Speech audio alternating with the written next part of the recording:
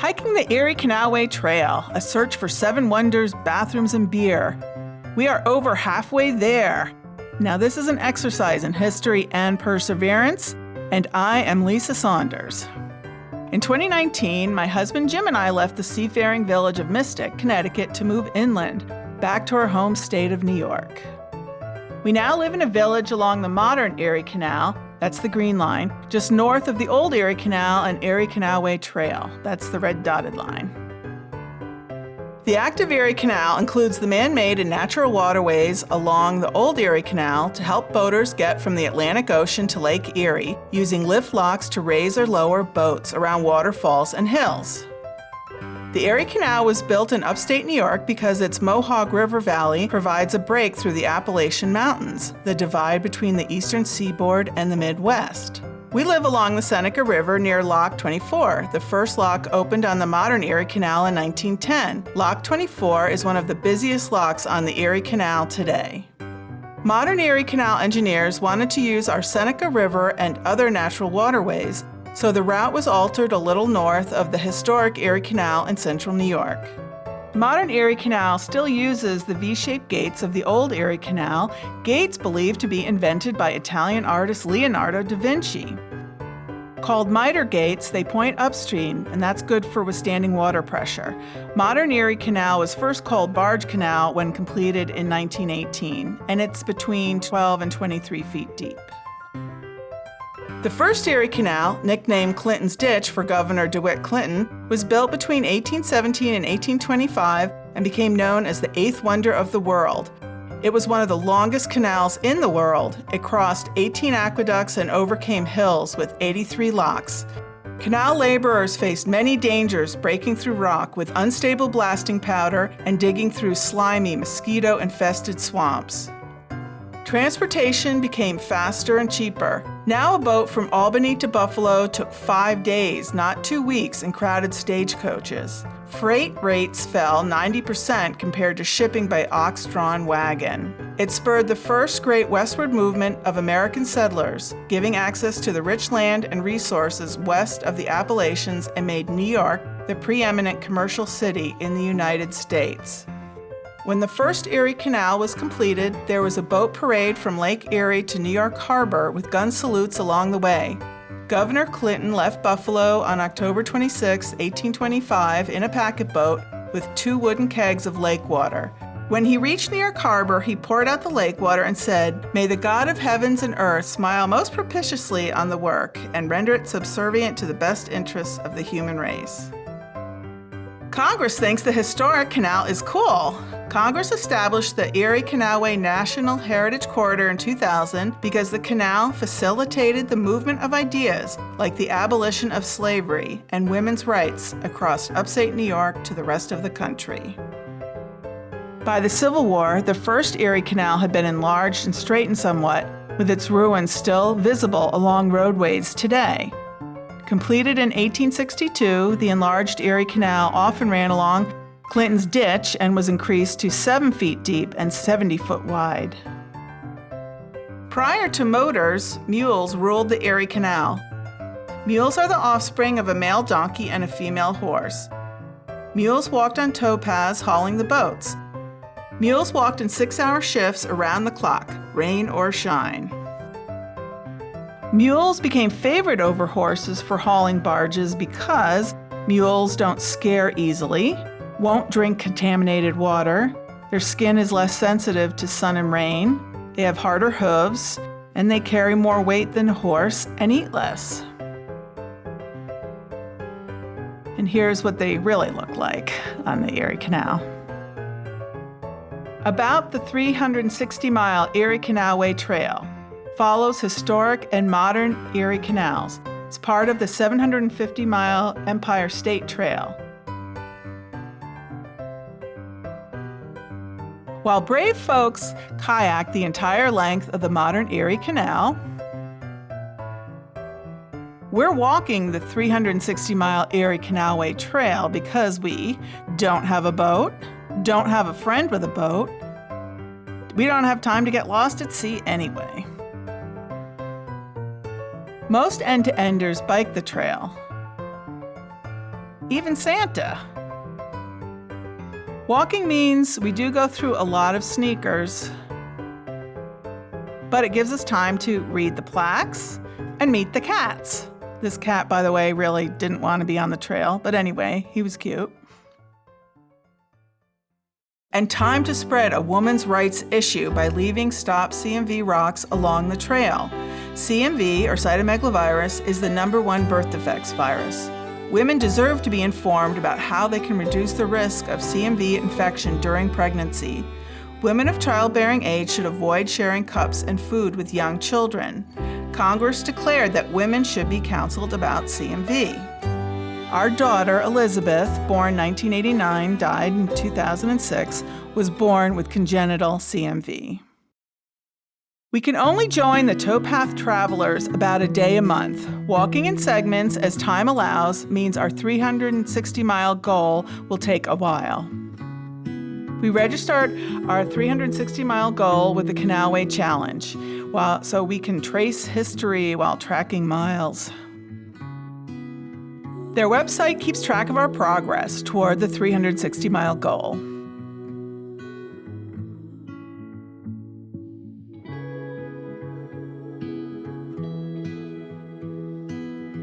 As we log in miles, we're asked favorite sites visited. So we decided to search for the 7 wonders of the Erie Canalway Trail. While some ruins inspire us to imagine time travel, that doesn't quite qualify them to be included in the 7 wonders. And although I was thrilled to skate among the ghosts of former Erie Canal skaters, Clinton Square Ice Rink in Syracuse doesn't qualify as a wonder either. We kicked off the challenge at the halfway point between Albany and Buffalo in Camillus. We began on April 21st, 2020 at Camillus Erie Canal Park. We found lots of artifacts and signs to read. We think we found our first wonder. 9 Mile Creek Aqueduct in Camillus. It's the only restored navigable aqueduct in New York. An aqueduct is a bridge filled with water that allows a canal and its towpath to continue over a river, a ravine, a railroad, or a road. Since launching our 360-mile challenge 3 years ago, we've walked over 200 miles, read many signs, and learned lots of fun facts, such as, on this site in 1897, nothing happened. Some signs are interesting. Some signs are helpful. Some even remind us to share.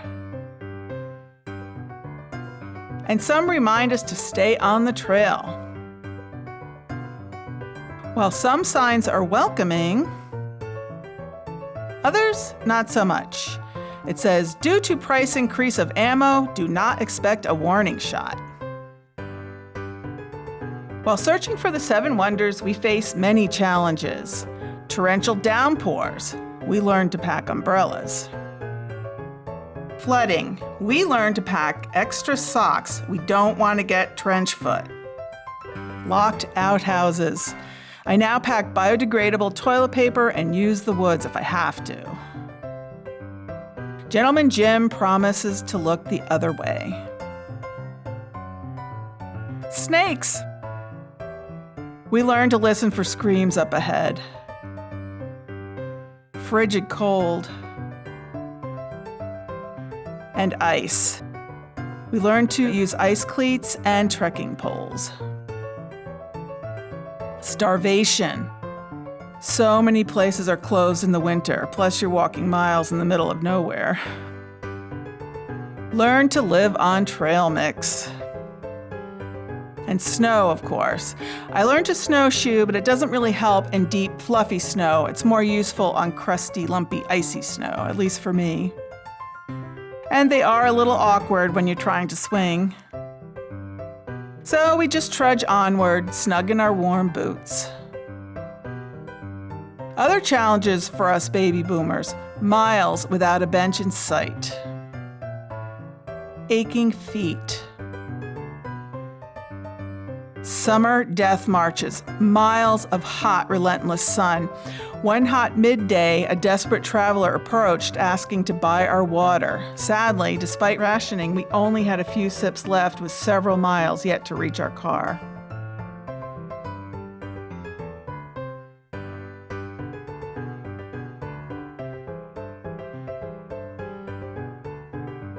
Mosquitoes.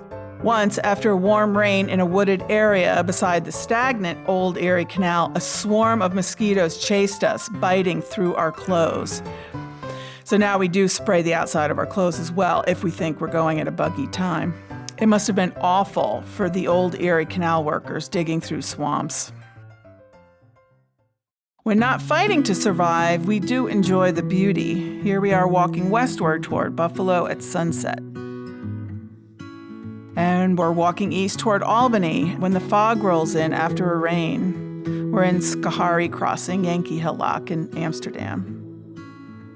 Of course, this is also beautiful. Any open bathroom. And any open restaurant. And the image on the left is of a gas station, but they do actually have a restaurant inside. Oh, a comfy bench in a garden oasis. Or an uncomfy seat anywhere. Shangri-La, to us, is a welcome center with bathrooms and words of encouragement from the staff. And the sight of a friend offering a ride one way so we don't have to walk back to our car. We usually have to double back to our car, meaning we're actually walking the Erie Canalway Trail twice. A convenient parking spot. Finding public parking every few miles along the trail can be hard. When unsure if we are legally parked, we ask the locals or leave a note on our dashboard stating, "We hope it's okay to park here. We are walking the Erie Canalway Trail. If a problem, please call our cell phone." Jim thrills at the sight of breweries. This one is in Canastota. In Wheatsport, it's a great place for us to meet our friends, and that's right on the trail. Getting warm at 7-Story Brewery in Pittsford. Not exactly on the trail, but it's worth a visit. This is Genesee Brew House next to High Falls in Rochester. We both found lots to love in Little Falls. Ice cream, pizza, and beer.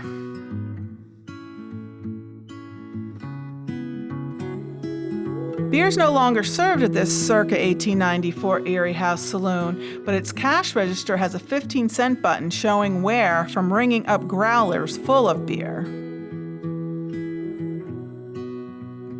Some old Erie Canal taverns are still serving folks. This one is in Pittsford. On long walks between benches, bathrooms, and beer, we discuss Wonder Contenders for our list of the 7 wonders of the Erie Canalway Trail.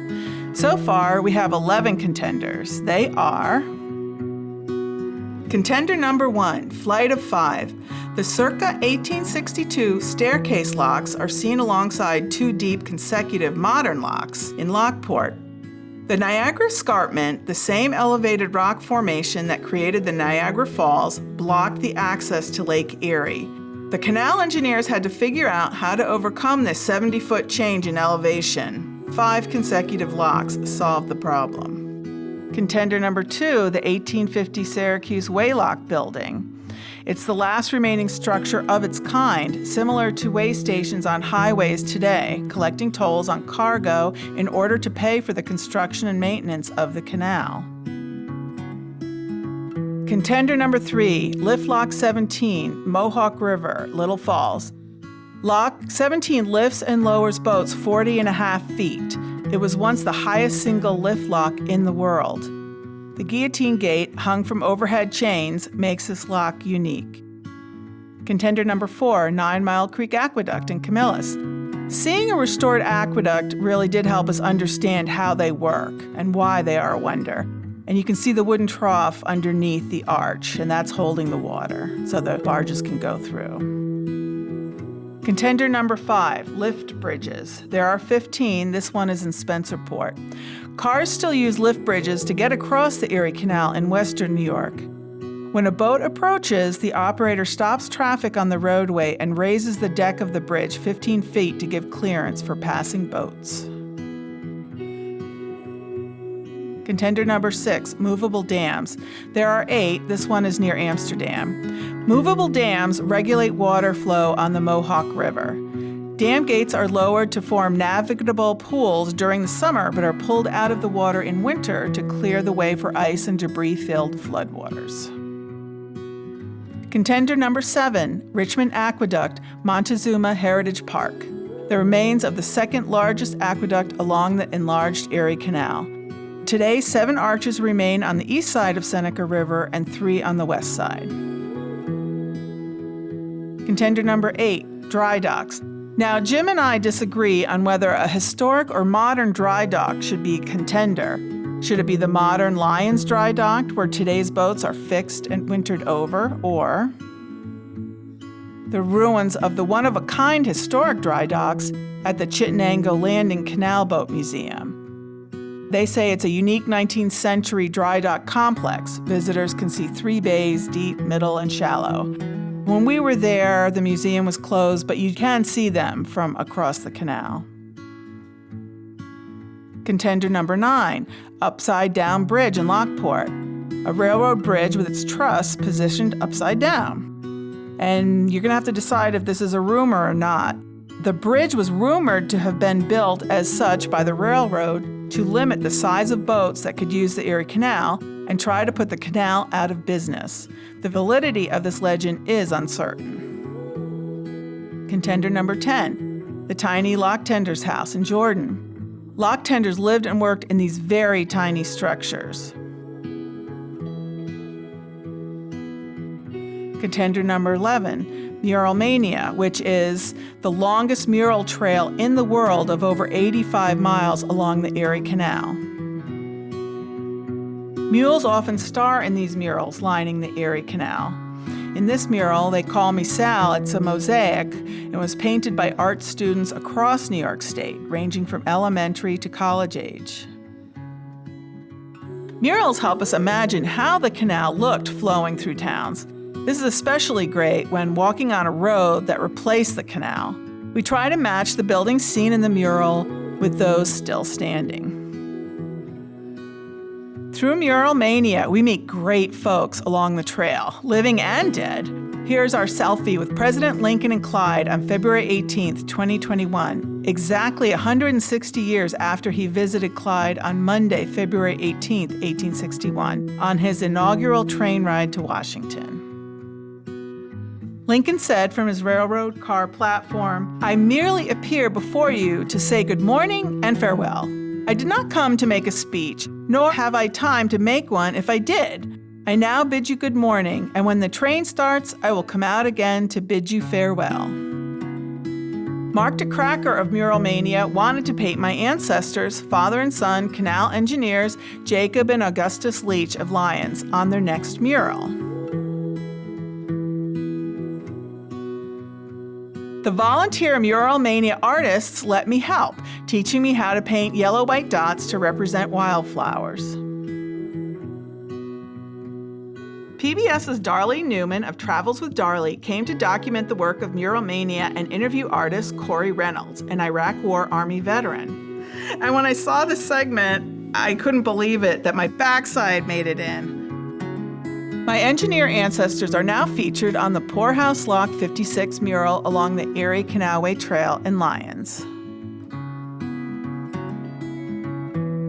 I visit my dead relatives at the Poorhouse Lock 56 mural and Lyons Rural Cemetery. Jacob Leach, an engineer on both Clinton's Ditch and the enlarged Erie Canal, also distilled sour mash whiskey. Jim and I still have a long way to go before becoming end-to-enders. But we trek on because we have a mission. The Stop CMV rocks we leave behind are painted by Kaya's mom, Tabitha.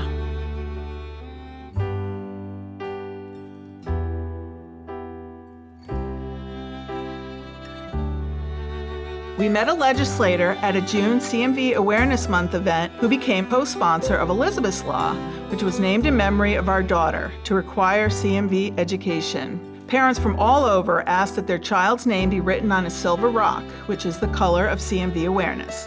Over 200 rocks were placed that day, representing the number of New York babies born disabled by CMV each year. In the days I carried you, all the ways I cared, sippy cups and kisses too, plates of food were shared. This is the video I made to try to raise awareness and support for Elizabeth's Law.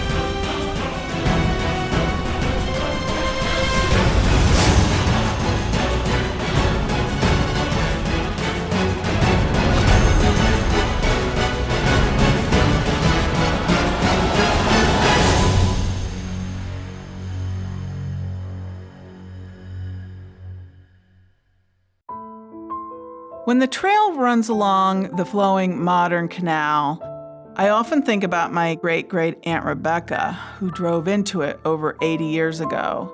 Her body was found in her submerged car near Brockport in 1941. And this is the approximate site where Rebecca's coupe, which is a two-door hardtop car, was found along East Canal Road. Rebecca's death was declared a suicide. On Saturday, November 8th, 1941, Rebecca was reported missing by her husband Lester when she didn't return from shopping. 4 days later, tire marks were found going into the canal.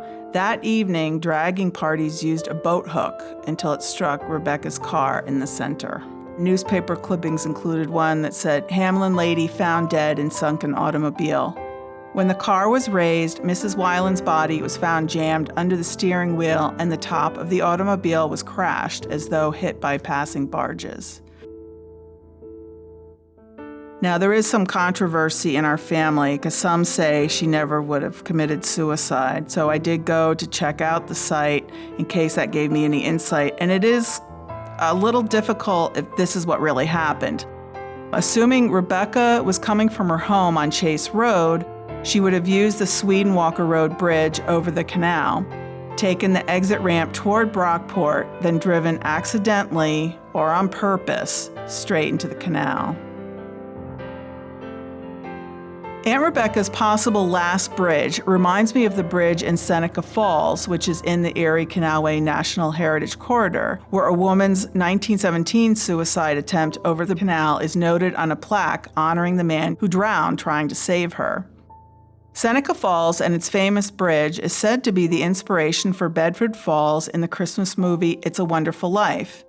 That movie helped me hang on after our daughter was born with a severely damaged brain from CMV. Character George Bailey in Crisis had prayed, "Dear Father in heaven, show me the way. I'm at the end of my rope. Show me the way, oh God." The It's a Wonderful Life Museum in Seneca Falls includes movie memorabilia and images containing messages of hope. Director Frank Capra said, "I will deal with the little man's doubts, his curses, his loss of faith in himself, in his neighbor, in his God, and I will show the overcoming of doubts, the courageous renewal of faith." The museum also provides suicide prevention materials. We felt like George Bailey lassoing the moon when on November 28, 2022, the New York governor passed Elizabeth's Law. We shared our joy with the actress who played Little Zuzu Bailey at the 2022 It's a Wonderful Life Museum Festival. TV and newspapers announced Elizabeth's Law passing.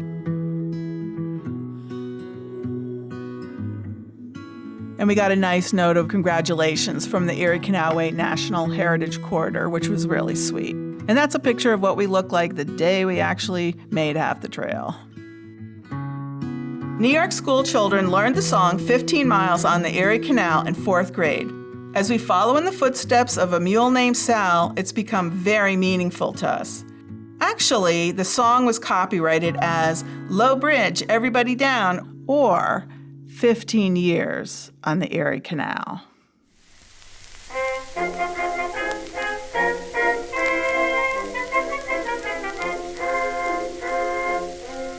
I've got an old mule and her name is Sal, 15 years on the Erie Canal.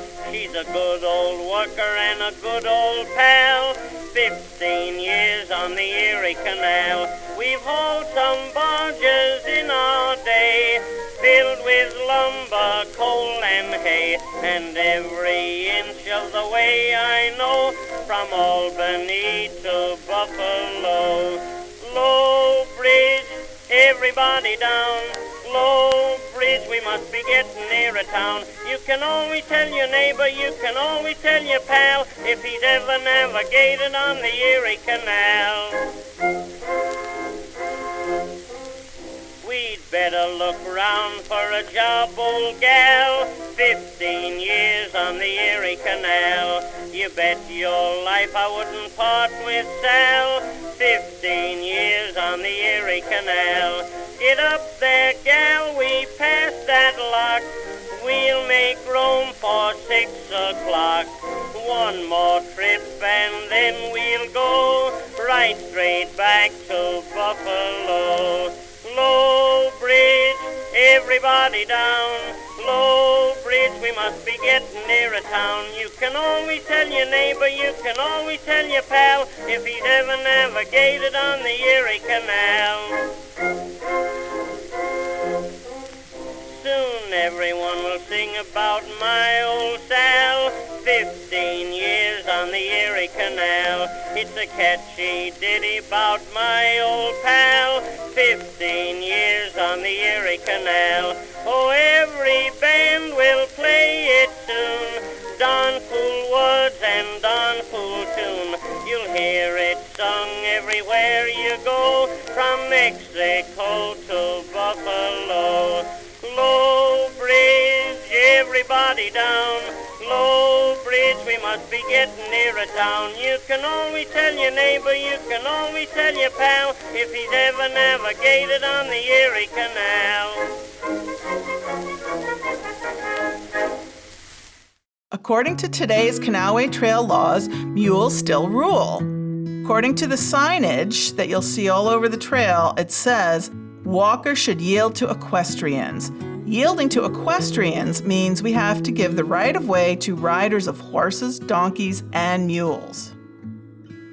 Join the neighbors and pals on the Erie Canal.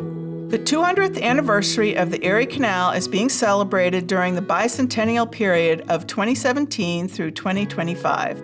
If we push harder, maybe we can finish our 360-mile challenge in 2025, exactly 200 years after the canal was completed. I registered my mom for the first mile challenge. We pushed her that mile in a wheelchair, but she still got recognized. Well, that's all for now, and I found a scripture that I think summarizes how I feel about this journey. Stand at the crossroads and look, ask for the ancient paths, ask where the good way is, and walk in it, and you will find rest for your souls. Jeremiah 6:16. These are the guides I've used to become a towpath traveler. I actually do refer to all of them, and some of those are Facebook pages, and some of them are online and print maps that you can order, but you are going to need them to find out where to park if you do the trail like we do, which is a segment at a time. If you have a favorite wonder you wished I had spoken about, please contact me at lisasaunders42@gmail.com. There's a promise that I made to keep as I let you go. My precious one, I'll sing this song so all the world will know.